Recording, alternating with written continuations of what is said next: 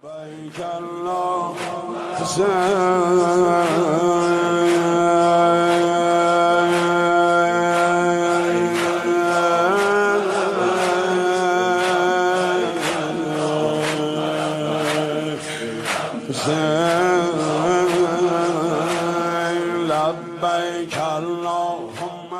اللهم رب شهر رمضان الذي أنزلت فيه القرآن وافترضت على عبادك فيه الصيام. بسم اللہ الرحمن الرحیم. سامعین محترم، عزیزان قدر، پروردگار عالم نے اس کائنات کو خلق کیا. عرش، فرش، لوح، قلم، کرسی، ملک اور تمام تر خلقت کے بعد پروردگار عالم نے اعلان کیا انی جاعل فی الارض خلیفہ، یعنی میں زمین پر اپنا خلیفہ بنانے جا رہا ہوں. یعنی کرۂ ارض پر خلافت کا آغاز پروردگار عالم نے خود کیا. میں ہوں آپ کا میزبان سجاد زیدی، اور آج کا ہمارا موضوع ہے امیر المومنین علیہ السلام کی ظاہری خلافت. اور اس موضوع پر گفتگو کرنے کے لیے ہمارے ساتھ موجود ہیں نہایت ہی قابل احترام عالی جناب مولانا علی عباس وزیر صاحب. السلام علیکم، کیسے ہیں قبلہ آپ؟ علیکم السلام. آپ کے مزاج کیسے ہیں؟ انشاءاللہ بخیر ہوں گے. الحمدللہ. آپ بتائیں کیسے ہیں؟ ٹھیک ٹھاک ہیں؟ الحمدللہ. سب سے پہلے تو آقا آپ کے نہایت ممنون و مشکور ہیں کہ آپ نے اپنے قیمتی اوقات میں سے ہمارے لیے وقت نکالا. میں آغاز کرتا ہوں پروگرام کا. چونکہ ایام امیر المومنین ہے اور موضوع ہمارا ہے امیر المومنین کی ظاہری خلافت. ویسے تو ہم سب کا عقیدہ ہے، مکتب تشیع کا عقیدہ ہے کہ امیر المومنین کا نور جب سے خلق ہوا تب سے امیر المومنین حجت خدا ہیں اور خدا کے چنے ہوئے خاص لوگوں میں سے ہیں. تو میں پروگرام کا باقاعدہ آغاز اس سوال کے ذریعے کرنا چاہوں گا کہ رسول اللہ صلی اللہ علیہ وآلہ وسلم کے بعد 25 برس لگ گئے لوگوں کو علی ماء الحق کو سمجھنے کے لیے، اس کی کیا وجہ ہے؟ بسم اللہ الرحمن الرحیم. ماشاءاللہ کافی اچھا سوال ہے اور بالکل موضوع کے مطابق بھی. اصل میں ہوا ایسا کچھ یوں کہ اللہ کے رسول جب اس دنیا سے گئے اور لوگوں نے غدیر کے پیغام کو بھلا دیا کہ اللہ کے رسول نے پالانوں کا ممبر بنا کر مولا کائنات کو بلند کر کے فرمایا تھا من کنت مولاہ فہذا علی مولا. تو اس پیغام کو جب بلایا اور ساتھ میں جب اللہ کے رسول کا بھی حدیث ثقلین کی صورت میں فرما کے چلے گئے کہ انی تارک فیکم الثقلین کتاب اللہ و عترتی ما ان تمسکتم بہما لن تضلوا بعدی، اور اس طرح سے کئی روایتیں ہمارے سامنے موجود. لیکن کچھ حالات اس انداز میں پیش آئے کہ لوگوں نے مولا کائنات کا ساتھ چھوڑ دیا اور یہ 25 برس اس انداز میں گزرے اور یہاں پر ہمیں مختلف حکومتیں نظر آئی. اب لوگ تمام حکومتوں میں اپنی حالت کو بھی دیکھ رہے، معاشرے کی حالت کو بھی دیکھ رہے اور جو اسلام کے ساتھ ہو رہا اس چیز کو بھی دیکھ رہے. یعنی کبھی دیکھ رہے کہ اسلام میں اس چیز کو داخل کیا جا رہا کہ جو حقیقتاً اسلام کا حصہ نہیں تھی، اور کبھی دیکھ رہے کہ اسلام سے اس چیز کو نکالا جا رہا ہے کہ جو اسلام کا حصہ تھی. اور اس طریقے سے کبھی اپنے حقوق کو پامال ہوتا ہوا دیکھ رہے، کبھی اقربا پروری دیکھ رہے. تو ایک طرح سے جو پورا معاشرہ تھا وہ فرسٹریٹ ہو چکا تھا. یعنی اللہ کے رسول کا دور ان کے ذہنوں میں موجود تھا کہ اللہ کے رسول کا دور کیسا تھا اور ہم کس دور سے گزر رہے. لہٰذا اب جب ایک حکومت کا خاتمہ ہوتا ہے، اب لوگوں نے انتظار نہیں کیا کہ کیا پالیسی ہوتی ہے، کیا لابنگ ہوتی ہے اور کس انداز میں نیا خلیفہ منتخب کیا جاتا ہے. لوگ ہجوم کی صورت میں مولا کائنات کے دروازے پر آتے ہیں اور آنے کے بعد کہتے ہیں کہ یا علی اب یہ خلافت آپ ایکسیپٹ کر لیجئے اور بغیر کسی شرط کے ایکسیپٹ کیجئے. یعنی اس سے پہلے کیا مسائل تھے؟ پہلے بھی آفر ہو چکی تھی ایک مرتبہ، لیکن وہاں پر ایسی شرط رکھی گئی تھی کہ جس کو مولا ایکسیپٹ نہیں کر سکتے تھے. کیوں؟ یہاں پر ایک بات یاد رہے کہ یہ خلافت حقیقت میں تو مولا کائنات کا حق ہے، بے شک، اور یہ وہ خلافت ہے کہ جو پروردگار کی طرف سے مولا کائنات کو عطا کرتا ہے. بے شک. لیکن لوگوں نے اس میں نئے شرائط ڈال دی. تو یہ لوگوں کی طرف سے خلافت دی جا رہی ہے، یہ وہ خلافت نہیں کہ جو پروردگار والی خلافت وہ تو مولا کائنات کے پاس ہے امامت کی صورت میں. تو یہ جو لوگوں کی دی ہوئی خلافت، اس میں مولا کائنات نے صاف پہلے بھی یہ بیان کیا تھا کہ اگر میں تم پر حکومت کروں گا تو کتاب خدا اور سنت رسول کی روشنی میں کروں گا، اس کے علاوہ کوئی چیز میرے آڑے نہیں آ سکتی، بے شک، کوئی شرط نہیں رکھی جا سکتی. اس مرتبہ لوگ آ رہے، کہا کہ ہم کوئی شرط نہیں رکھ رہے. مولا کائنات نے انکار کر دیا. لوگ اصرار کیے جا رہے اور تقریباً 1 ہفتہ مولا کائنات نے ان لوگوں کو سوچنے کے لیے دیا ہے کہ اب بھی سوچ لو. پھر ایسا نہ ہو کہ تمہیں اپنے فیصلے پہ پچھتانا پڑے۔ ایک ہفتے بعد 25 ذی الحجہ کے دن مولا کائنات اس خلافت کو ایکسیپٹ کرتے ہیں، مسجد نبوی میں آتے ہیں، خطبہ دیتے ہیں، لوگوں سے بیعتیں لینا شروع کرتے ہیں۔ اچھا آقا، یہ جو بیعت کا آپ نے ابھی بھی عرض کیا کہ بیعت لینا شروع کرتے ہیں، تو اس سے پہلے بھی تو امیر المومنین کی بیعت کا سلسلہ جاری رہا ہے۔ غدیر کے موقع پر دعوت ذوالعشیرہ سے شروع ہوئی اور میرے خیال میں 3-4 مرتبہ رسول اللہ کے دور میں امیر المومنین کی بیعت کی گئی ہے۔ تو اب جب یہ لوگ بیعت دوبارہ کر رہے ہیں تو انہیں ریگریٹ ہے؟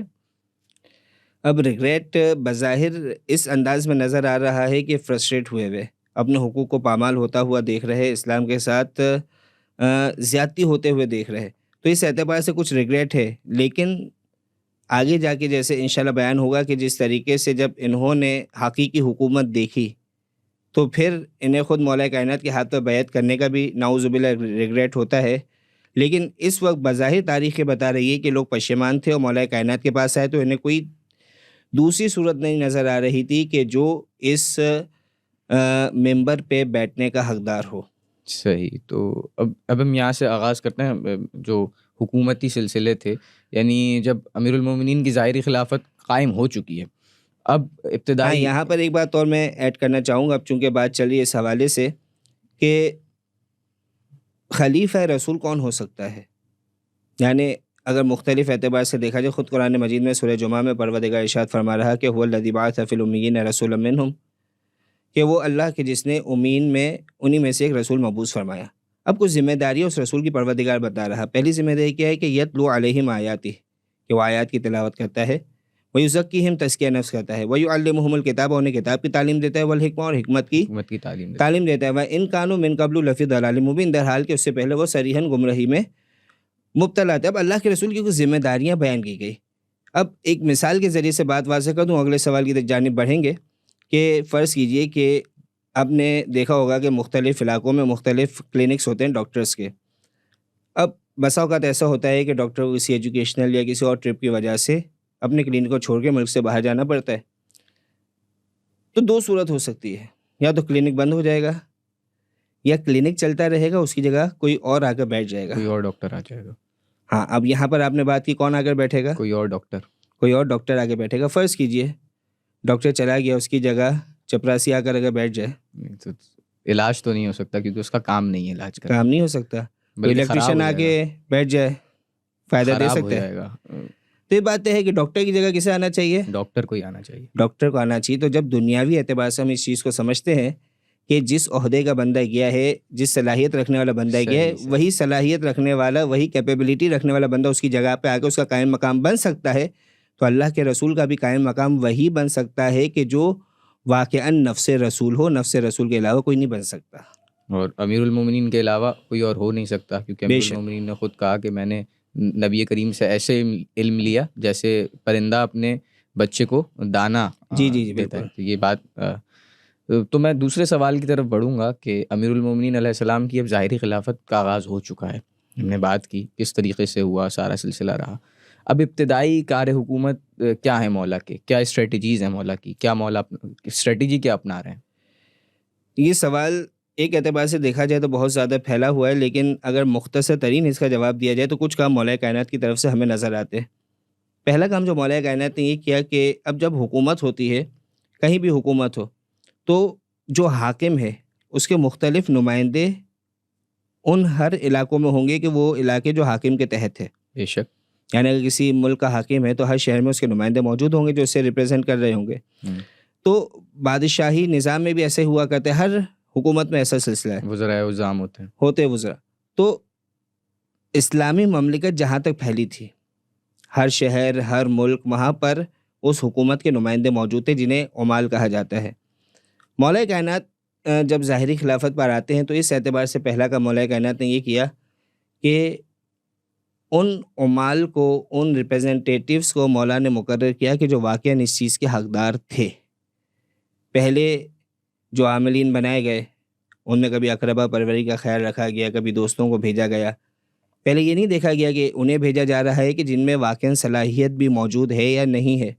مولا کائنات یہاں پر میرٹ کی بیس پہ کام ہو رہا ہے، سورس کی بیس پہ کام نہیں ہو رہا، صحیح، بلکہ میرٹ کی بیس پہ بندہ رکھا جا کے ہاں اگر اس میں صلاحیت ہے تو آ جائے کہ وہ اس علاقے کے لوگوں کو چلا سکے گا، دیندار شخص ہے، امانت دار ہے، اور یہ تمام صلاحیتیں رکھتا ہے کہ صحیح طریقے سے ان لوگوں کے درمیان پیغام حق کو عام کر سکے گا، ان کے درمیان کسی قسم کی بدمزگی نہیں ہوگی.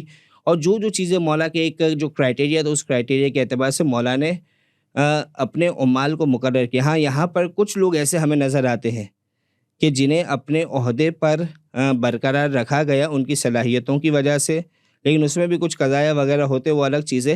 لیکن اکثر مقامات پہ جتنے عمال پچھلی حکومتوں کے تھے، مولا نے انہیں برطرف کیا، ان کے بجائے اپنے عمال، اپنے گورنرز ان مقامات پہ مولا نے بھیجے. اس کے علاوہ دوسرا اگر ایک کام دیکھا جائے تو اب تک جو اسلامی حکومت کا ہمیں مرکز نظر آتا ہے وہ مدینہ تھا. مولا کے دور میں یہ جو مرکز ہے جسے ہم دارالخلافہ کہتے ہیں، کیپٹل کہتے ہیں، یہ ہمیں کوفے کی طرف شفٹ ہوتے ہوئے نظر آیا. اب بہرحال یہ ایک الگ پورا گفتگو کا موضوع ہے کہ آخر مولا نے کوفے کا انتخاب کیوں کیا، یہاں اس حوالے سے بیان ممکن نہیں. لیکن فقط ایک غلط فہمی کی طرف نشاندہی کرنا چاہوں گا کہ اکثر کوفے کو بددیانتی سے تشبیہ دی جاتی ہے یا اسے استعارہ بنا دیا گیا بددیانتی کا. تو بات ایسی نہیں ہے. الکوفی لا یوفی جو ہم نعرہ سنتے ہیں کہ کوفے والے کبھی وفا نہیں کرتے، یہ علی والوں کا نعرہ نہ تھا ہرگز، یہ مخالفین کا نعرہ، یہ مخالفین کا نعرہ تھا. شامیوں نے اس نعرے کو ایجاد کیا تھا. ورنہ اگر دیکھا جائے تو اہل بیت کے چاہنے والوں میں ایک بڑی تعداد ہمیں کوفہ کی نظر آ رہی. اور خود شہداء کربلا کی اگر فہرست دیکھی جائے تو اس میں سب سے زیادہ تعداد کس کی ہے؟ کوفے والوں کی ہے. بعد میں جو شہداء کربلا کا انتقام لینے کے لیے جو ہمیں فوج جاتی ہوئی نظر آ رہی ہے، چاہے مختار کی صورت میں ہو یا چاہے توابین کی صورت میں ہو، کون تھے؟ اکثریت کوفے والے تھے. تو بہرحال کوفہ ایک الگ چیپٹر پورا ہمیں نظر آتا ہے کہ جو اہل بیت کے چاہنے والوں کا. خود امام زمانہ کا جب انشاءاللہ ظہور ہوگا تو مولا کسے دارالخلافہ بنائیں گے؟ کوفے کو دارالخلافہ بنائیں گے. مسجد سہلا میں مولا کا گھر ہوگا. تو یہ کام دوسرا مولا نے کیا کیا کہ کوفے کو دارالخلافہ کر دیا، دارالخلافہ بنایا. تو یہ کچھ اہم کام تھے کہ جو مولا نے پہلی فرصت میں، مطلب حکومت میں آتے ہی ابتدائی طور پر مولا نے ان کاموں کو انجام دیا. حکومت کا استحکام ہر حاکم کی خواہش بھی ہے اور عوام اس میں خوش بھی ہوتے ہیں. تو آپ نے تذکرہ کیا کہ مخالفین کو امام نے برطرف کر دیا، تو اس کی کیا وجہ تھی؟ یہاں پر ایک جو مولا کائنات کی ہمیں اسٹریٹجی نظر آئی کہ جسے واقعاً پسند نہیں کیا گیا. خود دوستوں نے بھی اس بات کی مخالفت کی کہ جو مولا کے اس زمانے میں دوست تھے. اب یہاں پر بہرحال ایک بات سے بات نکل رہی ہے، ورنہ ہم جب امام کی اطاعت کرتے ہیں تو ایک بات ہمیں مان لینی چاہیے کہ امام ہمارے مشورے کا محتاج نہیں ہے، بے شک، بلکہ ہم امام کے محتاج ہیں. تو بہرحال ہر زمانے میں لوگ ہوتے ہیں کہ جو سمجھتے ہیں کہ ہم امام کو مشورہ دے. کہا کہ آپ کو فلاں فلاں فلاں جو بھی تھے ان کو برطرف کرنے کی، ان سے دشمنی مولنے کی ضرورت کیا تھی؟ ابتدائی طور پہ آپ اپنی حکومت کو مضبوط کرتے، ان لوگوں کو اپنے کام میں لگے رہنے دیتے، ان کو بھی خوش کرتے. لیکن علی ہوتا ہی نہیں کہ جب وہ ظلم کو برداشت کرے. بے شک بے شک، یہ بہت اچھا. یعنی علی اپنی نگاہ کے سامنے عدل کو پامال ہوتے ہوئے نہیں دیکھ سکتا، کسی پر ظلم ہوتے ہوئے نہیں دیکھ سکتا. ایسا نہیں دیکھ سکتا کہ علی غیر حقدار کو مطلب کوئی چیز دے دے، جس کا حق نہیں ہے اسے کوئی چیز دے دے. علی ایسا ہرگز نہیں کر سکتا. اچھا، اب ہم بات کیونکہ حکومت پر کر رہے ہیں، عوام کے مسائل اور دوسری چیزوں کو بھی ہم ڈسکس کر رہے ہیں، تو یہ ایک سوال اور ہے کہ معیشت، کیونکہ یہ ہر قوم، ہر ملک کی ریڑھ کی ہڈی ہے، بیک بون ہے. اس کے حوالے سے مولا نے اسے کس طرح سے سنبھالا؟ کیونکہ مخالفین کو برطرف کر چکے ہیں، میرٹ بیس لے کے آ چکے ہیں، تو کیا آسان تھا اس سارے سلسلے کو مینیج کرنا، سنبھالنا؟ احسن، یہ ایک اچھا سوال ہے کہ معیشت واقعاً ایک حکومت کی، بلکہ ایک حکومت تو بہرحال بڑے پیمانے کی بات ہے، کسی بھی ادارے کی، کسی بھی، بلکہ ہر گھر کی بیک بون ہوا کرتی ہے، اور اسی سے انسان کا سارا سلسلہ چلتا ہے. تو بھلا کیسے ممکن کہ بغیر معاشی نظام کے کوئی حکومت چل سکے؟ تو اس حوالے سے جو ہمیں مولا کائنات کا طریقہ کار نظر آتا ہے، خصوصاً جو حکومت کے جہاں پر مال جمع ہوتا ہے اس مقام کو کہتے ہیں بیت المال، کہ جہاں پر سارا مال آ کے جمع ہوتا ہے، جہاں ساری رقوم اور سارے جو لوگوں کی طرف سے ہدایہ ہوتے ہیں، جو واجبات ہوتے ہیں، جو ٹیکسز ہوتے ہیں، یہ ساری چیزیں آ کر جمع ہوتی ہے. تو مولا کائنات کا اس میں طریقہ کار یہ تھا کہ وہی طریقہ کہ جو اللہ کے رسول کا طریقہ کار تھا، کہ جو لوگوں کا حق تھا وہ ان لوگوں میں تقسیم کیا جاتا. یعنی یہاں تک ہمیں ملتا ہے کہ کچھ عاملین کو مولا نے فقط اس بات پر برطرف کر دیا کہ جب مولا کو خبر ملی کہ انہوں نے بیت المال میں سے کچھ لیا ہے، یعنی مولا ہرگز سے برداشت نہیں کر سکتے تھے کہ بیت المال کی یوٹیلائزیشن میں ذرا بھی کوتاہی کی جائے. یہاں تک کہ ملتا ہے کہ مولا کائنات کا طریقہ کار تھا کہ جس دن بیت المال میں رقم آتی ہے اسی دن اسے تقسیم کر دیا جاتا ہے.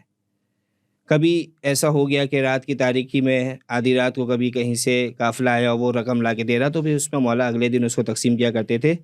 ورنہ سیم ڈے میں اس سے پہلے خلافتوں میں کیا ہوتا رہا کہ بیت المال میں بھی ایک کرائٹیریا مقرر کر دیا گیا کہ فلاں کو اتنا ملے گا، فلاں کو اتنا ملے گا، فلاں کو اس وجہ سے زیادہ مل رہا ہے، اور اپنی مرضی سے انہوں نے کرائٹیریا مقرر کر دیے. جو چاہنے والے لوگ تھے، جو نزدیکی لوگ تھے، ان کو امیر سے امیر کیا جاتا رہا اور غریبوں کے حق کو چھینا گیا، انہیں روکا گیا. جبکہ مولا کائنات کے دور میں کیسا ہمیں نظر آیا کہ خود مولا کائنات کی بہن ام ہانی وہ آئیں بیت المال میں، انہیں جو ان کا حق تھا مولا کائنات نے دے دیا. ان کے بعد ان کی کنیز آئی ام ہانی کی، وہی سیم مولا کائنات نے اس کو دیا. اب ام ہانی نے مولا سے سوال کیا کہ یا ابا الحسن، آخر کیا ماجرا، آپ نے مجھے بھی وہی دیا کہ جو کنیز کو دیا؟ تو کہا کہ اس تقسیم میں آقا اور کنیز میں کوئی فرق نہیں ہے. کہا جو تمہارا حق ہے وہی اس کا حق ہے، اور خود مذہب اسلام میں بھی جو اصل معیار ہے برتری کا وہ فقط و فقط تقویٰ ہے پروردگار کے نزدیک. بے شک. تو ایک بیت المال کی تقسیم مولا نے اس انداز میں بہترین ایک طریقہ کار مقرر کیا کہ جس سے بہت سے لوگ مولا سے ناراض ہوئے. یعنی آپ سے ابتدا میں عرض کی تھی نا میں نے کہ جن لوگوں نے خود مولا کے ہاتھ پہ بیعت کی تھی اس وقت وہ پچھلے نظام سے فرسٹریٹڈ تھے. آہستہ آہستہ جب انہوں نے مولا کائنات کی عدالت دیکھی تو جب نظام اصلاح کی طرف آیا، موقع ملا تو اس حوالے سے بیان ہوگا، تو لوگ مولا سے اور زیادہ دور ہوتے گئے اور یہ سارا نظام مولا نے اس انداز میں ہے. تو بہرحال بات ہو رہی ہے ہماری کس پہ؟ معیشت پہ.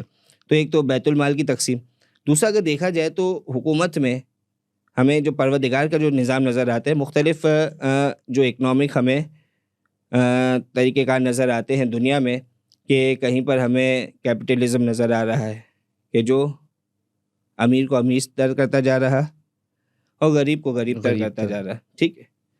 ایک ہمیں سوشلزم نظر آ رہا، اس میں کیا ہو رہا کہ سب کو برابر تقسیم کیا جا رہا، چاہے انجینئر ہو، چاہے ڈاکٹر ہو، چاہے کوئی اور عہدہ رکھنے والا ہو.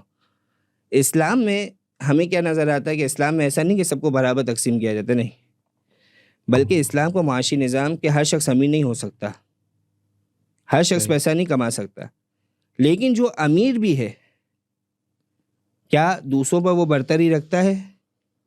تو جواب ہے نہیں، بلکہ اسے جو پیسہ مل رہا ہے اس کی ذمہ داریاں کچھ لگی ہے کہ اس پیسے سے اسے دوسروں کا خیال رکھنا ہے. یعنی کچھ تو ہمیں واجبات نظر آ جاتے کہ جیسے زکوٰۃ ہو گیا، خمس ہو گیا، اس طرح کی چیزیں، یہ واجب ہے، یہ اماؤنٹ ادا کرنی ہے. اس کے علاوہ بھی اسلام نے کیا تاکید کی ہے کہ یہ کہ ان لوگوں کو اپنی ضرورتیں پوری کرنے کے بعد دوسرے لوگوں کا خیال رکھنا ہے. اسی انداز میں کسی بھی قوم کا، کسی بھی ملک کا جو ہمیں اکنامک سائیکل ہے وہ چلتا ہوا نظر آ سکتا ہے، اس کے علاوہ نظر نہیں آ سکتا. کیوں؟ اگر پیسے والے غریبوں کا خیال نہیں رکھیں گے، نتیجہ کیا نکلے گا؟ غریب وہ امیر سے امیر تر ہوتے جائیں گے اور یہ غربت کی چکی میں پستے چلے جائیں گے. تو بہرحال اسلام نے ایک اچھا طریقہ کار دیا ہے کہ جس کے تحت ہر شخص ایک مناسب انداز میں اپنی زندگی گزار سکتا. اور ایز اٹ از سیم مولا کائنات کے جو دور حکومت ہے، ظاہری خلافت کا دور، اس میں ہمیں یہ بات نظر آتی ہے. اچھا آقا، جب ہم نے اس طرف بات کرنا بھی شروع کر دی ہے تو ایک سوال یہاں پر یہ آتا ہے کہ مغربی اسکالرز ہیں، ان کا نظریہ یہ ہے، وہ نظریہ پیش کرتے ہیں کہ علی علیہ السلام جو یعنی مولا علی جو ہیں وہ 30-40 ہجری 20 ہجری اس دور کے نہیں ہیں، بلکہ دور حاضر کے، آج کے دور کے کی کوئی شخصیت ہے. تو اس کی وجہ کیا ہے؟ مولا کائنات کی شخصیت ایک ایسی شخصیت ہے، تو آپ آج کے زمانے کی 100 سال پہلے کی آپ بات کر رہے ہیں کہ ہر زمانے کا انسان یہی سمجھتا ہے کہ علی پچھلے زمانے کی نہیں بلکہ آج کے زمانے کی شخصیت ہے. یہاں پر میں ایک جملہ وثوق کے ساتھ کہہ سکتا کہ اگر آج سے 1000 سال بعد بھی اگر یہ دنیا قائم رہی اور مولا امام زمانہ کا ظہور نہیں ہوتا ہے تو اس زمانے کا جو اسکالر ہوگا وہ یہی کہے گا کہ 1000 سال پہلے کے بھی علی نہیں تھے بلکہ 1000 سال بعد کے تھے. یہ علی علیہ السلام ہے کہ انسان میں اتنی صلاحیت ہی نہیں کہ وہ علی کو سمجھ سکے. علی کو یا تو رسول خدا سمجھ سکتے ہیں، پروردگار سمجھ سکتا ہے. ہاں، کچھ باتیں جو مولا کائنات کی ہمیں خود حکومت کی اور اس زمانے کی جو ہمیں ملتی ہے، کہ مثال دوں گا تو آپ کے سامنے بات واضح ہو جائے گی اور کچھ حد تک اس سوال کا جواب بھی مل جائے گا کہ مولا کائنات کسی جنگ کے بعد آ رہے تھے، اپنے لشکر کے ساتھ تھے، ایک مقام پر کچھ آرام کرنے کے لیے لشکر بیٹھتا ہے، تو اس دریا کے کنارے مولا تشریف فرما ہوئے. اب لشکر والوں نے دیکھا کہ اصحاب نے دیکھا مسلسل مولا پانی کو دیکھے جا رہے ہیں، تکتے جا رہے ہیں. کسی نے سوال کیا کہ یا علی، آخر کیا وجہ، آپ مسلسل بہتے ہوئے پانی کو دیکھتے جا رہے ہیں اور ایسا لگ رہا کہ دنیا و ما فیہا سے آپ یعنی دھیان ہٹ چکا ہے آپ کا اور مسلسل بس اسے پانی کو دیکھتے جا رہے ہیں. تو مولا کائنات نے اس وقت ایک جملہ کہا تھا کہ جو زمانے کے لوگوں کو سمجھ نہیں آیا. مولا کائنات نے کیا فرمایا کہ اگر علی چاہے تو اس بہتے ہوئے پانی سے دنیا کو روشن کر سکتا ہے. کیا کہنے، سبحان آج کے اللہ. زمانے کا انسان دیکھتا ہے کہ اسی بہتے ہوئے پانی سے بجلی پیدا ہوتی ہے، بجلی ڈیم پیدا بنتے کی جا رہی ہو، پھر اس سے الیکٹریسٹی فراہم کر کے یہ جو روشنیاں ہمیں شہروں میں نظر جو اس آتی وقت ہمارے اسٹوڈیو میں بھی ہمیں روشن کیے ہوئے ہیں. بے شک. تو ہم جب یہاں تک آ چکے ہیں کہ امیر المومنین اس دور میں بتا رہے ہیں کہ بہتے ہوئے پانی سے فقط یہ نہیں، دیگر روایتیں دیکھا آخری زمانے کے جو احوال مولانا بیان کیے، کہیں ڈش اینٹینا کا تذکرہ ملے گا، اس طرح کے بیسیوں ایسی چیزوں کے تذکرے نظر آتے ہیں کہ جو اس زمانے میں ٹیکنالوجی کا یعنی ایک تو وجود نہ ہونا، اس زمانے کے انسان نے سوچا تک نہیں تھا جو مولا کائنات بیان کر کے چلے جیسے گئے. وہ جناب کمیل والی جی ایک بالکل، بے روایت ہے شک. جس میں مولا نے انہیں تلقین کی ہے جی. کہ آپ کے روزے کی حفاظت کس طریقے سے ہوگی. بات جب یہاں تک آ چکی ہے تو مولا کائنات جو ہیں وہ باب علم ہیں، تو ہم اگر مولا امیر المومنین علیہ الصلاۃ والسلام کے علم پر تھوڑی سی گفتگو کریں. کافی اچھا سوال ہے اس اعتبار سے کہ خود مولا کائنات کی جب بھی بات ہوتی تو علم اس انداز میں جڑا ہوا کہ اللہ کے رسول مختلف مقامات پہ فرما کے چلے گئے. کہیں پر اللہ کے رسول نے فرمایا کہ انا مدینۃ العلم والی بابھا، کبھی اللہ کے رسول فرماتے ہیں کہ انا دار الحکمت والی بابھا، کہ میں حکمت کا گھر ہوں، علی اس کا دروازہ ہے. تو مولا کائنات کے ساتھ علم بالکل جڑا. خود جو آپ کے سامنے ابھی روایت پیش کی گئی پانی والی، یہ بھی کس چیز پر دلالت کر رہی ہے؟ مولا کائنات کے علم پر. تو یہ علم علی ابن ابی طالب کے، علی کے علاوہ ہمیں کوئی تاریخ میں ایسا شخص نظر نہیں آتا کہ جو ممبر پہ بیٹھ کے دعوی سلونی کر سکے. بے شک. تو یہ مولا کائنات کا ایک علمی مرتبہ ہمیں نظر آتا ہے. یہاں تک کہ اگر دشمن کو بھی کہیں پریشانی ہوتی ہے، مشکل کا سامنا کرنا پڑتا ہے، تو علی کے دروازے پر ہی آتے ہو. ہمیں مختلف جملے ملتے ہیں کہ اگر علی نہ ہوتے تو ہم ہلاک ہو جاتے. قرآن مجید میں اگر دیکھا جائے تو پروردگار عالم کیا فرما رہا کہ یقول الذین کفروا لست مرسلا قل کفی باللہ شہیدا بینی و بینکم ومن عندہ علم الکتاب، کہ حبیب کہہ دیجئے کہ آپ کی رسالت کی گواہی کے لیے کون کافی ہے؟ اللہ کافی ہے. اور وہ کافی ہے کہ جس کے پاس علم کتاب ہے، پوری کتاب کا علم ہے. اب یہاں پر بات تھوڑی سی مشکل ہو گئی کہ پوری کتاب کا علم ہے، کیا مراد ہے؟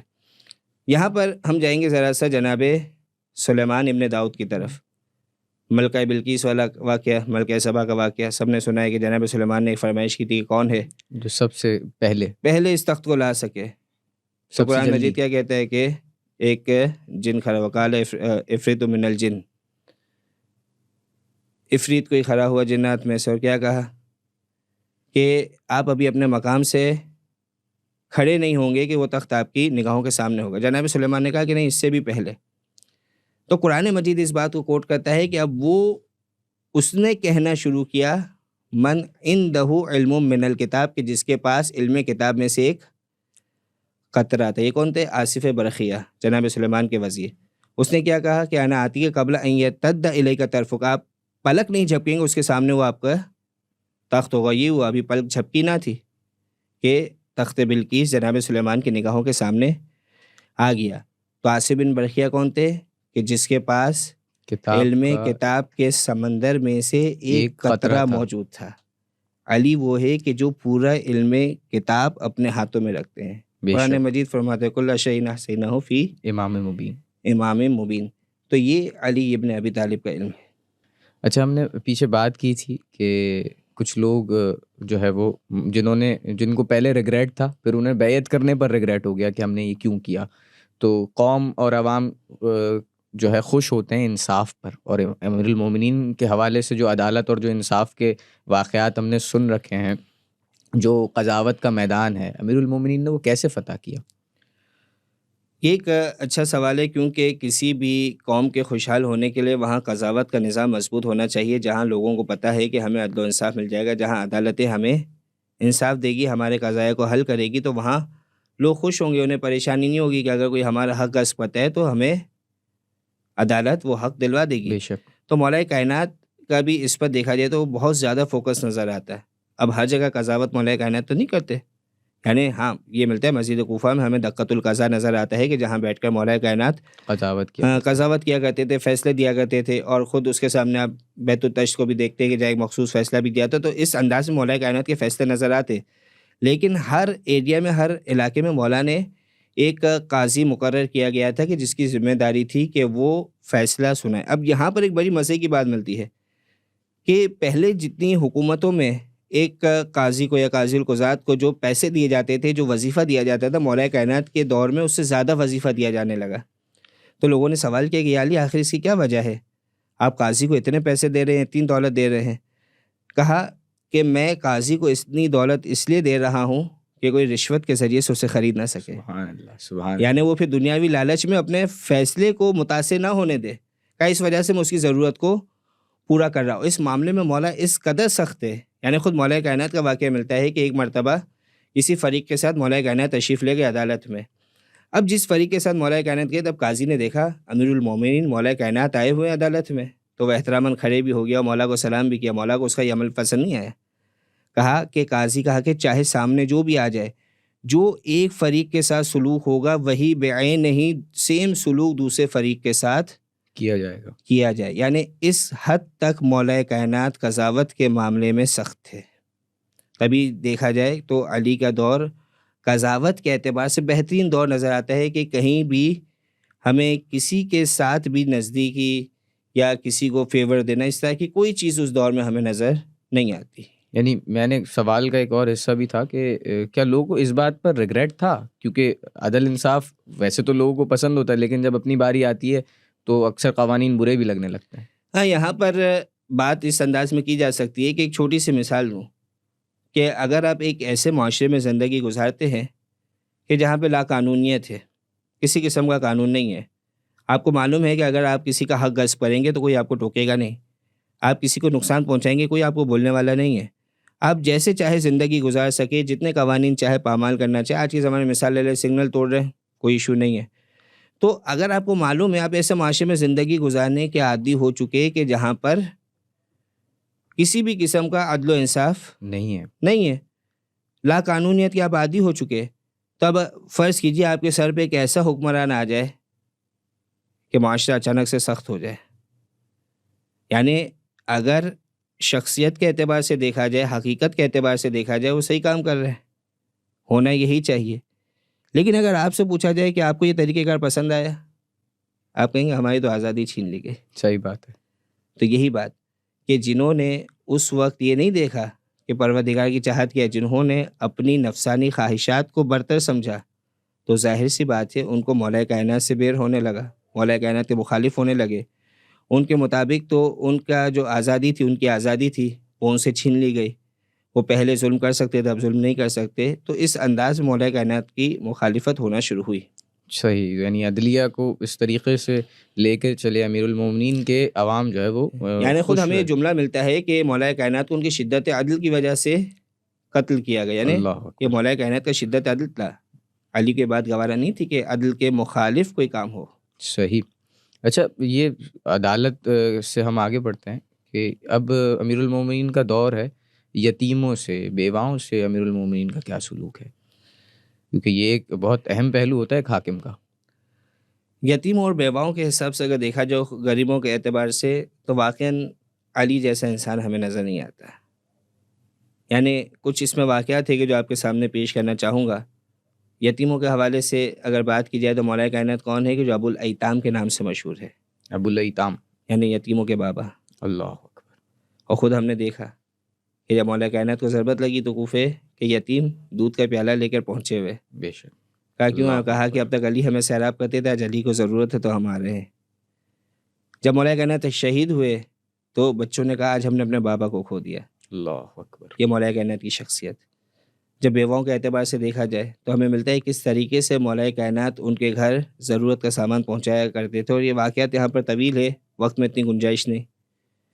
اور غریبوں کے اعتبار سے تو علی ایسا نہیں تھا کہ حاکم تھے تو کسی ٹھاٹ باٹ کے ساتھ، کسی پروٹوکول کے ساتھ جاتے، نہیں، بلکہ راستے میں جا رہے ہیں کسی کے ساتھ بیٹھ گئے، وہاں پر روٹی کھائی، اپنی خوش جو کی روٹی نکالی، وہی مولا کائنات کے ساتھ۔ یہاں تک کہ میں واقعہ ملتا ہے کہ مولا حسن کا دسترخوان بڑا مشہور تھا۔ ایک شخص آتا ہے مولا حسن کے پاس، آ کے دسترخوان میں کھانا کھا رہے، دیکھ مولا حسن نے دیکھا کہ ساتھ میں کچھ جمع بھی کرتا جا رہا ہے۔ مولا حسن نے اس سے سوال کیا کہ آخر کیا وجہ ہے کہ تو کھاتے بھی جا رہا ہے اور جمع بھی کرتا جا رہا؟ کہا کہ اگر کسی کے لیے لے جا رہا ہے تو اسے بھی بلا لے، وہ بھی کھا لے گا۔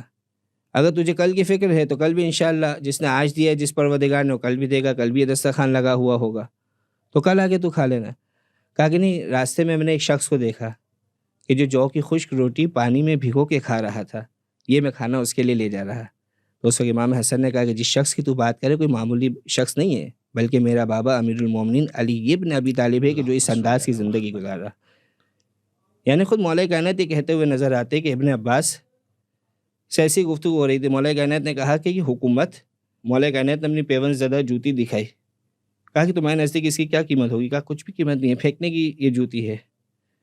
مولا کائنات نے کہا کہ میرے نزدیک یہ پھٹی پرانی جوتی، پیون زدہ جوتی اس حکومت سے زیادہ قیمتی ہے۔ اللہ اکبر۔ یعنی اس انداز کا حاکم ہمیں کائنات میں نظر نہیں آتا۔ یعنی منصف، عالم، شجاع، بہادر، ایک ایسا حاکم جس سے رعایا خوش ہو، پھر ایسی شخصیت کی شہادت ہو جاتی ہے، اس کی کیا وجہ ہے؟ بات یہاں پہ یہی کہ آپ کے سامنے عرض کیا ہے کہ جہاں معاشرہ لا قانونیت کا عادی ہو چکا ہو، جہاں وہ اس انداز کی زندگی گزارنے کا عادی ہو چکا ہو کہ انہیں کوئی فرق نہیں پڑتا کہ کسی کا مال غصب کیا جا رہا ہے، کسی کی حق تلفی کی جا رہی، تو پھر اس معاشرے سے کسی قسم کی امید نہیں رکھی جا سکتی۔ یعنی پہلے لوگوں نے اس بات کا ارادہ کیا کہ مولا کائنات کی بیعت کرتے، لیکن کتنے ایسے افراد تھے، یعنی ابتدائی طور پہ بیعت کرنے والے افراد، آپ تاریخ میں جا کے نام دیکھیے، بڑے بڑے نام آپ کو نظر آئیں گے کہ جو سب سے پہلے مولا کائنات کے ہاتھ پہ بیعت کرنے والے ہیں، اور مولا کائنات کے مقابلے میں سب سے پہلی جنگ میں مقابل حریف کے ساتھ کھڑے ہوئے نظر آئیں گے۔ وجہ کیا ہے؟ وجہ یہی ہے کہ ان کے ذہن میں تھا کہ علی آئیں گے، ہم نے ابتدا سے علی کا ساتھ دیا ہے تو یہ ہمیں آگے بڑھائیں گے، ہمیں عہدہ دیں گے، ہمارے لیے آسانیاں پیدا ہوگی۔ لیکن علی اسی کو عہدہ دیتا ہے کہ جس کا حق ہو۔ علی نہ کسی کی حق تلفی کرتا ہے، نہ کسی ظالم کو عہدہ دیتا ہے۔ یہ علی کا طریقہ کار کہ عدل جو نظر آیا حکومت میں، اور یہی وجہ کہ لوگ مخالف ہوتے گئے، جمل ہوئی، صفین ہوئی، نہروان ہوئی، پھر ایک خواجیوں کا گروہ بنتا ہے، اور پھر ان میں پلاننگ ہوتی ہے، مختلف عوامل۔ یعنی اگر دیکھا جائے، زیادہ تفصیلی جواب نہیں دے رہا، وقت میں بھی گنجائش نہیں، کہ جو مشہور ترین کردار نظر آتے، سب کے نام نہیں لیے جا سکتے، عبد الرحمن ابن ملجم، قطامہ، اس کے علاوہ مردان، یا اس کی طرح سے اشعث ابن قیس کندی۔ یہ کون افراد ہے؟ اشعث ابن قیس کندی کہ جس کو مولا نے برطرف کیا ہوا مولا کا عامل ہے اشعث ابن قیس کندی۔ اسی طریقے سے عبد الرحمن ابن ملجم کے جو پہلے مولا کا محب ہوا کرتا تھا، مولا نے سے کہا تھا تو مجھے قتل کرنے والا، دنیا کی لالچ میں آ گیا۔ یعنی انسان کا ایمان پھرتے ہوئے دیر نہیں لگتی۔ یعنی اگر آپ ان کڑیوں کو جوڑنا شروع کریں گے تو اکثر وہ افراد نظر آئیں گے جو کسی نہ کسی انداز میں مولا کائنات کا بغض رکھتے تھے، یا مولا کائنات نے جب دیکھا کہ وہ کسی چیز کا مطلب حقدار نہیں ہے، کہیں پر ظلم کر رہے، تو ان کی سرزنش مولا کائنات نے فرمائی۔ بہت شکر گزار ہیں آقا۔ تمام تر سوالات جو ظاہری خلافت کے حوالے سے ہوں، معیشت کے حوالے سے ہوں، علم کے حوالے سے ہوں، آپ نے ان کا بہت خوبصورتی سے جواب دیا، اور ہماری امید ہے، ہم امید کرتے ہیں کہ سامعین کے ذہنوں میں جو بھی سوالات ہوں گے اس سے متصل، وہ بھی حل ہو چکے ہوں گے، اور ہم شکر گزار ہیں آپ کے کہ آپ نے اپنے قیمتی اوقات میں سے وقت نکالا اس پروگرام کے لیے۔ تمام سامعین کے شکر گزار ہیں کہ انہوں نے یہ اس تمام تر سلسلے میں ہمارا ساتھ دیا، اس ویڈیو کو یہاں تک دیکھا۔ اختتام میں کیونکہ ایام امیر المومنین ہیں اور ہم شب 20 ماہ رمضان میں داخل ہو رہے ہیں، تو ہم پروگرام کا اختتام ایک نوحے سے کریں گے، کلام سے کریں گے۔ ہم ملتمس ہیں برادر احسن عباس سے کہ وہ کلام پیش کریں۔ نکلا ہے جنازہ کوئی اللہ کے گھر سے، نکلا ہے جنازہ کوئی اللہ کے گھر سے، افلاک میں ایک شور ہے ماتم کے اثر سے، نکلا ہے جنازہ کوئی اللہ کے گھر سے، افسوس کے مسجد میں نمازی گیا مارا،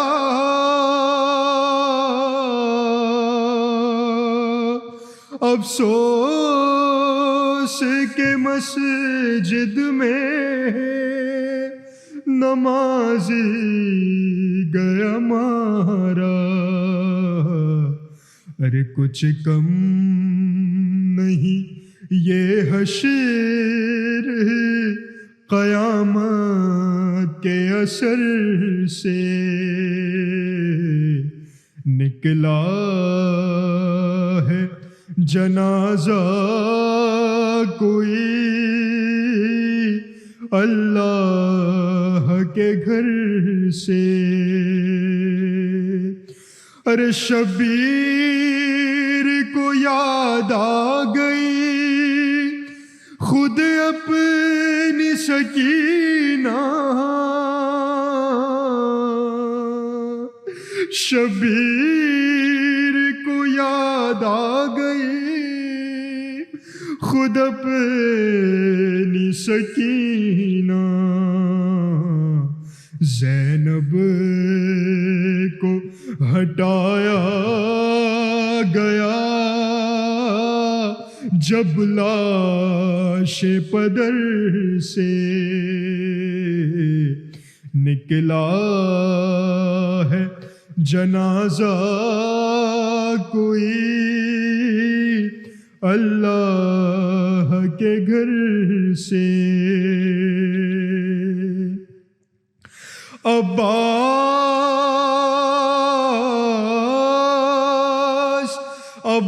عباس ذرا زینب مضطر سے خبردار، عباس ذرا زینب مضطر سے خبردار، فریاد میں ہٹ جائے نا چادر کہیں سر سے، نکلا ہے جنازہ کوئی اللہ کے گھر سے، اور زینب سے یہ کہہ دو کہ وہ دل کھول کے روئے،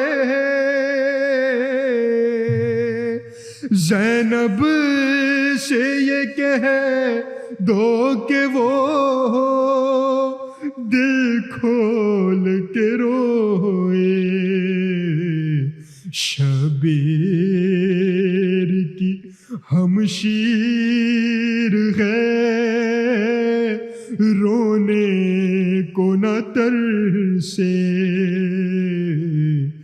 نکلا ہے جنازہ کوئی اللہ کے گھر سے. ارے یاد آ گیا زینب کو وہ پہلو شکستہ، یاد آ گیا زینب کو وہ پہلو شکستہ. رومال ہٹایا گیا جب باپ کے سر سے، نکلا ہے جنازہ کوئی اللہ کے گھر سے. ہاں بھول نہ جانا انہیں کوفے کے مکینوں، ہاں بھول نہ جانا انہیں کوفے کے مکینوں. گزریں گی یہ شہزادیاں اس راہ گزر سے، نکلا ہے جنازہ کوئی اللہ کے گھر سے.